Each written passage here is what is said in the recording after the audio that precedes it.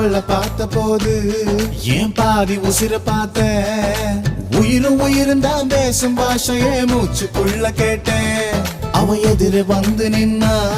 என் மீதி உசிர தருவேன் பார்வை படிக்கிற தூரம் போதுமே பக்தன் போல கிடப்பேன் அவ சிரிச்சா வெளிச்சா உருவாகும்